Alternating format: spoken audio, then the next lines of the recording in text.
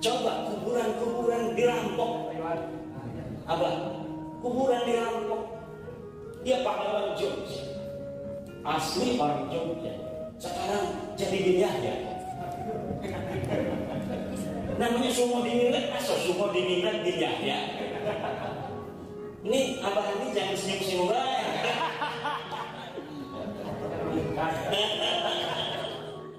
Jadi kebenaran yang ada di masa lalu atau kejelekan dinilai oleh kita hari ini berdasarkan pikiran kita hari ini. Karena pasti pada masanya biasa-biasa saja. Kenapa pada masanya biasa-biasa saja? Karena ada kepentingan yang melingkari setiap orang di dalam memandang kebenaran atau keburukan itu. Betul ya? Gak enak kadang-kadang. Kita yakin ya sama tesisnya keiman nih. Tapi gak enak kita kan satu kantor ada yang balai gitu. Bahkan konsultan namun juga teman-temannya banyak balai kemarin yang penuh. Makanya belum berani vokal dan dia belum yakin. Kenapa? Malas lah, nggak mau baca tulisan Jimaluddin. Kenapa? Kalau baca takut ngikut. Saya yakin kalau bapak-bapak baca tulisan saya benar-benar baca, kemudian dikonfirmasi kitabnya banyak, semuanya bisa di-download, kemudian bisa dikonfirmasi. Benar orang Imam Qurtubi ngomong begini. Benar ternyata.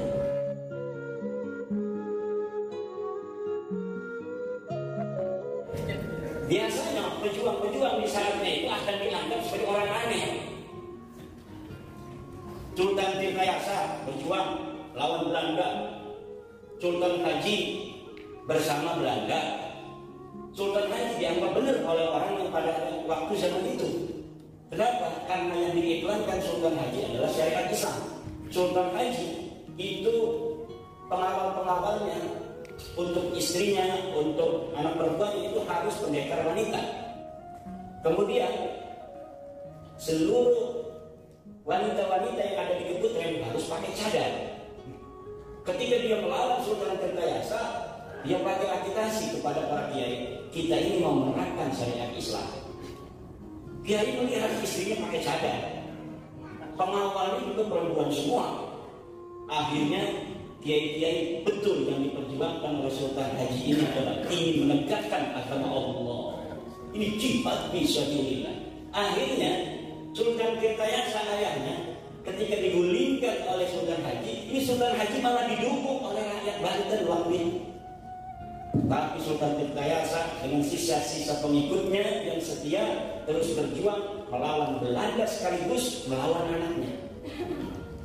Siapa yang salah waktu itu? Yang salah Sultan Tirtayasa karena istrinya pakai kutang keben, kelihatan susunya sebelah. Sementara Sultan Haji pakainya syakirana.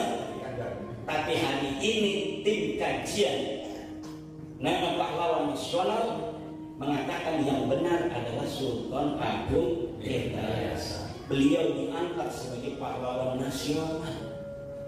Pendampingnya yang ikut berperang Raden Arya Wangsakara diangkat juga sebagai pahlawan nasional. Walaupun pada saat itu orang-orang yang ada pada zaman itu mengatakan itu yang benar adalah Sultan Sultan Haji.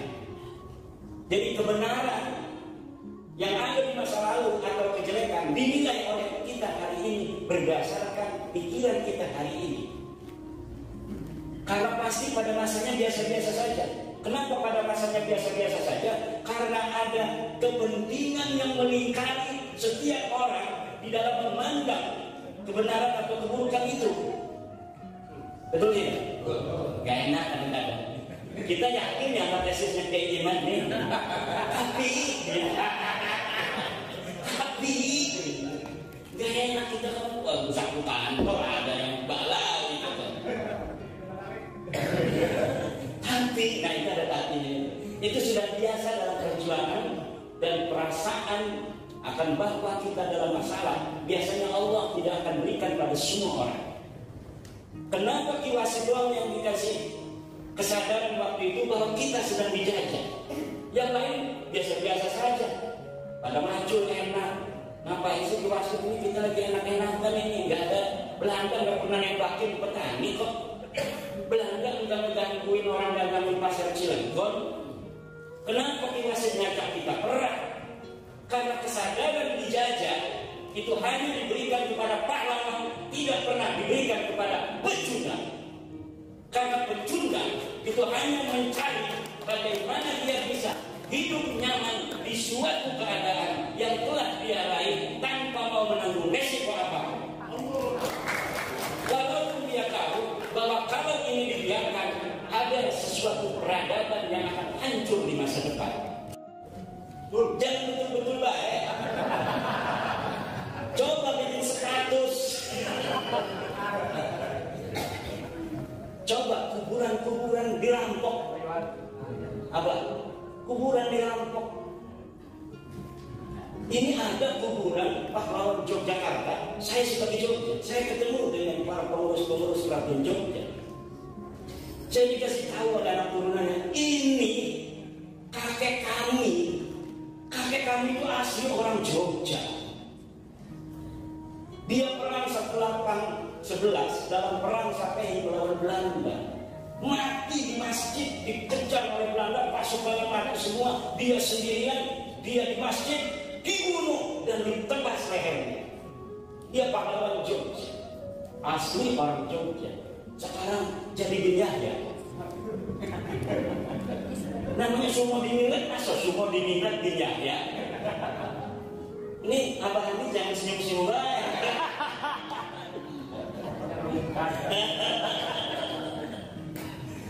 Kan aneh. Apa tujuannya dia sampai mengganti-ganti sebuah makam yang sudah ada namanya, ada leluhurnya, ada keturunannya, untuk diambil namanya menjadi pahlawan? Apa tujuannya? Kalau tujuannya baik, saya kira jauh dari tujuan baik dan yang baik. Belum lagi makam-makam yang nggak ada makamnya. Kalau ini orangnya ada, makamnya ada, tapi dia bikin makam baru di Semarang dengan nama alias berjuang ini, tetapi silsilah teratasnya itu diselilupkan kepada silsilah orang-orang Yaman.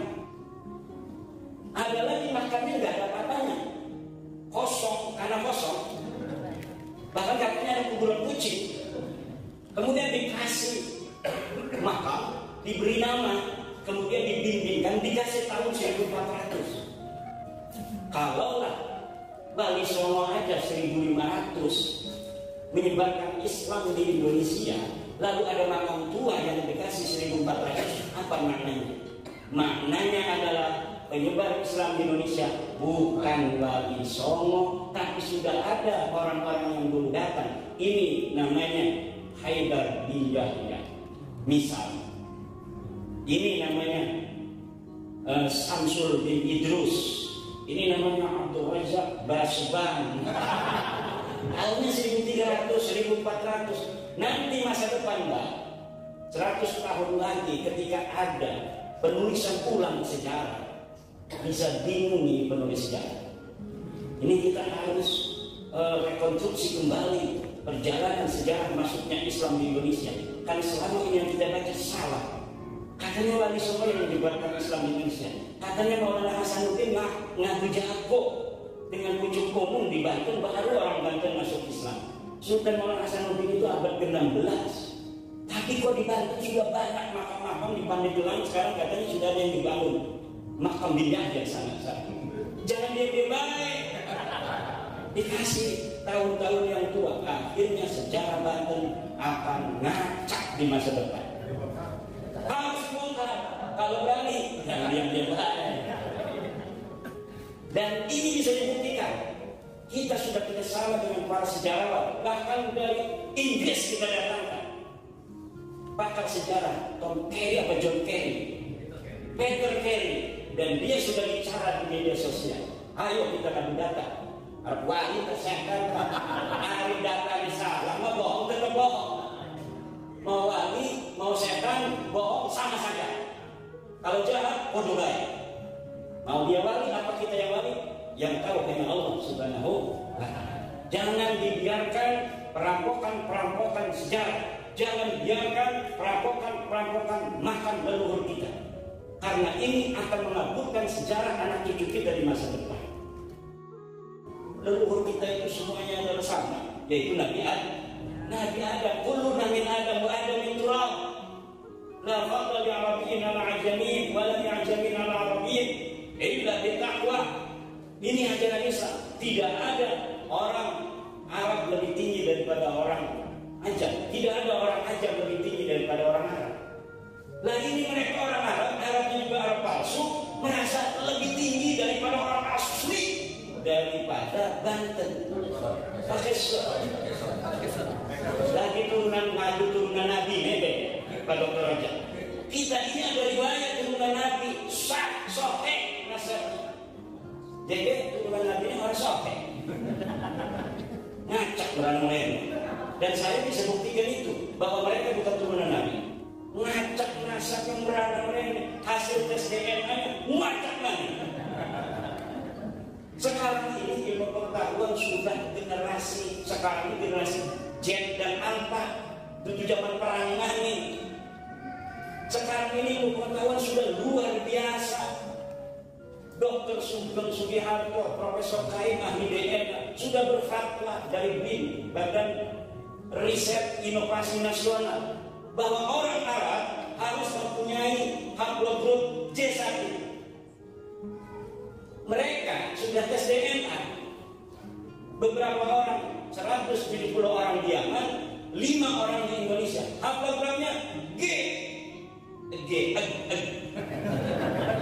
Nah, apa itu artinya haplog G? Haplog G itu ajamani turunan Nabi. Wong Arab itu tuh. Jangankan orang Arab, orang Sumeria aja bukan. Jadi ada haplogram itu Sumeria. Sumeria itu nanti J0. J0 menjadi orang Akhadia, menjadi orang Arab, itu J1. Nanti kalau dia keturunan daripada Bani Hashim, ada kode-kode Bani Hashim. Kalau dia keturunan daripada Sayyidina Abi Thalib, ada kode-kode Abu Thalib. Kalau dia ada keturunan daripada Sayyidina Ali, ada kode-kode Sayyidina Ali. Kalau dia mengaku keturunan Husain, ada kode-kode Sayyidina Husain. Ali Al-Buraidi punya anak namanya Muhammad, punya anak namanya Isa, punya anak namanya Ahmad. Ini terdeteksi semua. Haplogramnya terdeteksi, kode-kode genetik lainnya terdeteksi. Dari Ahmad ini, anak-anaknya yang 3, Muhammad, Ali, Husain, semuanya ada keturunannya terdeteksi. Tapi siji, Ali Ubed. Ubed ini ngakunya itu anaknya Ahmad. Ditulis di kitab nasab mereka, Ubed bin Ahmad bin Isa. Di kitab nasab-nasab orang Irak, Ahmad ini punya anaknya 3, Muhammad, Ali, Husain. Tidak ada anak namanya Ubed. Mereka nulis namanya Ubed tambah 1, 4, Mendel. Oke, kalau Mendel ngaku turunan Nabi dari jalur Imam Husain, Ali Al-Buraidi, tes DNA. Barang tes DNA hasilnya gebak. Bagaimana di pulau? Sengaja ini saya ngomong lagi ada para kesepuhan, supaya para kesepuhan saya, orang tua saya ngerti apa yang lagi saya bicarakan di media sosial, apa yang sedang diperdebatkan oleh masyarakat sekarang ini. Jadi saya menemukan secara ilmu literasi daftar pustaka, kajian pustaka, bahwa DNA, LDNA, nasab mereka diputus. Tidak ada yang meriwayatkan ahli-ahli nasab, yang kitab nasab sudah dicetak, ditulis dari mulai abad ke-4, ke-5, ke-6, ke-7, ke-8, wah ya, nulis semua turunan Nabi ada semua. Dan abad ke-5 Imam Al-Ubaidili menyebutkan anaknya Imam Ahmad ini nggak ada yang namanya Ubaid. Imam Al-Bahuraji pengarang kitab Mafatihul Ghaib itu bikin kitab namanya kitab Asy-Syajarah Al-Mubarakah di Ansarul Talibiyah. Semua keturunan-keturunan Imam Abi Thalib sampai sekarang pada masanya itu ditulis. Di sana ada Ahmad. Ahmad dikatakan punya anaknya cuma 3, Muhammad, Ali, dan Husain. Tidak ada anaknya yang namanya Ubaidillah. Nah, saya marah-marah. Salah itu. Karena dia menulisnya pada abad 9 Hijriah. Mengakunya itu baru abad 9 Hijriah. Orang yang diakunya ada di abad 4 dan 5 Hijriah. Harusnya kalau ngaku orang yang ada di abad 4 Hijriah harus dikonfirmasi di kitab nasab abad 4 Hijriah yang sudah banyak sekarang dicetak. Nanti dilihat lagi di abad ke-5, banyak juga di abad ke-5 kita. Abad ke-6 banyak juga, abad ke-7 banyak juga, abad ke-8 banyak juga. Semuanya 550 tahun kitab nasab yang dicatat itu tidak menyebutkan Ahmad bin Isa punya anak namanya Ubaid. Baru nanti abad 9 anak kiai Pak. Jadi kiai itu arahnya Ali Asakron, kita itu kiai gede. Masa iya kiai orang dia turunan bagus? Nyari-nyari silsilah dia. Masa orang soleh banyak pengikutnya, orang semuanya pada jadi santrinya, bukan keturunan Nabi. Akhirnya dia nyari-nyari silsilah. Ada di kitab As-Suluk abad ke-8 Hijriah, nama Abdullah bin Ahmad. Iki kayak memang iki kayak memang buyut kita padahal namanya beda. Ika ma Ubaidillah, iki ma Abdul. Dan di situ dikatakan Abdullah punya anak namanya Jadid. Sedangkan di kitab-kitab yang mereka punya tidak ada nama Jadid. Akhirnya bikin bahwa Jadid ini saudara dari Alwi. Dan dia namanya Bang Alwi itu adalah bukan keturunan Sayyidina Ali, tapi Alwi itu keturunan Mang Alwi. Mang Alwi itu anaknya Ubaid. Anaknya Ubaid doang. Ketika di kitab anak Abdullah bin Ahmad, kayaknya Ubaid itu Abdullah. Terus karena tawaduk ditaskir, jadinya Ubaidullah. Suwe-suwe Allah hilang jadinya Ubaid. Aslinya konon Mbak. Jadi lama sumpah kan balai ini apa? Remeh itu dimenjadi. Lalu kapan nasab Rasulullah keturunan Nabi Laka, duduk turun Nabi Laka, turun Nabi Ma'akeh. Ada At-Toba-Toba ini Yaman, ada Ar-Rassi, ada Al-Jailani, semuanya ada dan sahih sampai sekarang. Ini mas satu doang, satu klan namanya Ba'alawi yang dipermasalahkan karena tidak dicatat. Kebetulan mereka pindah ke Indonesia, 60% ada di Indonesia sedikit. Kumpul di KKB Pak, di KKB kosong. Karena Yaman itu pada saat itu kekayaan Yaman hanya bisa memberikan makan untuk 20% rakyatnya. Kekayaan negara Yaman waktu itu, maka harus pindah. Pindah ini isi sumber makmur, yang kresek di Banten, Cinapek, apa namanya, sawah, anak kali, minum, tinggal nyibu, ya kan? Luar biasa indahnya surga Indonesia ini. Nggak apa-apa kita bareng-bareng, cuma titik aja masalah-masalah kita uang suwe-suwe mas dia kali uang kamu perlu kamu sini itu ngakali misalnya mana sih membela silakan aja yang membela belum sadar kalau dia lebih diakali. Suwe-suwe mereka ini fokus lebih mana daripada kita kalau dia sudah merasakan benar-benar dia diakali secara pribadi.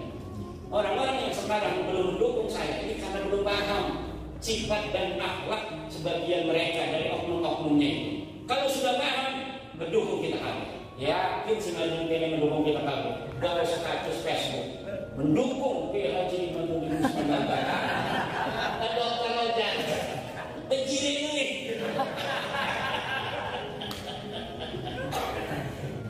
Dokter Super namun juga teman-temannya banyak banget kemarin harus ketemu. Makanya belum berani vokal dan dia belum yakin. Kenapa? Malas lah, nggak mau baca tulisan Jimaluddin. Kenapa? Kalau baca takut ngikut. Saya yakin kalau bapak-bapak baca tulisan saya benar-benar baca, kemudian dikonfirmasi kitabnya banyak. Semua yang ada di tulisan saya kitabnya ada di internet. Walaupun tidak punya, tinggal download di arsip.net.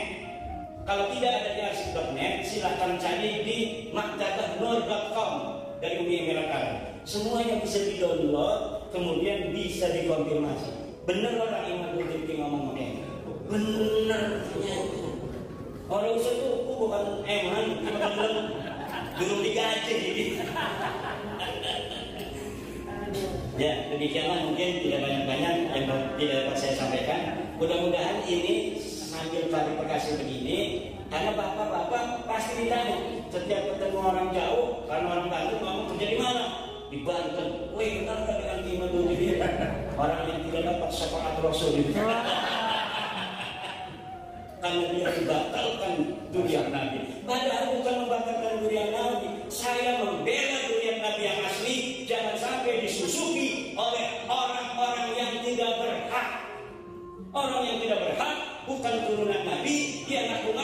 sebagai cucu Nabi, ingin dihormati sebagai layaknya cucu Nabi, padahal cucu asli nggak gitu-gitu amat kali dihormati.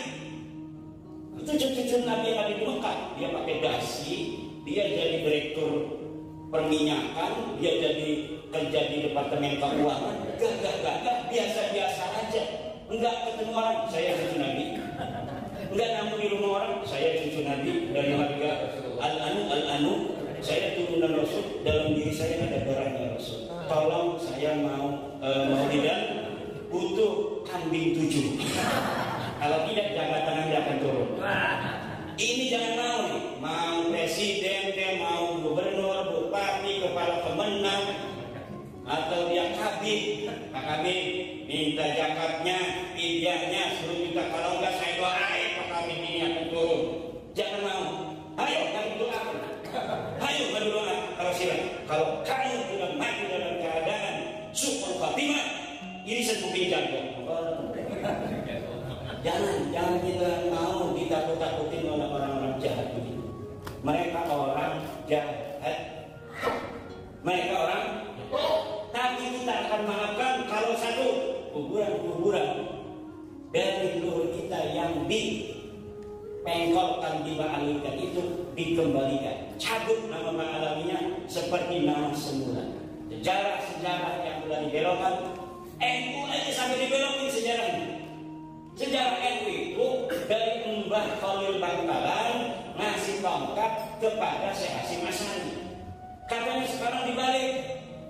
Sejarah NU itu Habib ingin menyatukan ulama, tapi karena mereka bukan orang asli, maka nyuruh Mbah Hasyim Asy'ari. Yang mendirikan tetap Habib. Dan ini upaya-upaya pembelokan sejarah ini sudah dilaksanakan dan tolong jangan diteruskan. Ya, jangan diteruskan kuburan-kuburan palsu, tolong dibongkar. Kalau kuburan bawa nama-nama orang Jawa, pahlawan, tolong aliasnya itu dihilangkan. Wallahu a'lam bishawab. Wassalamualaikum warahmatullahi wabarakatuh.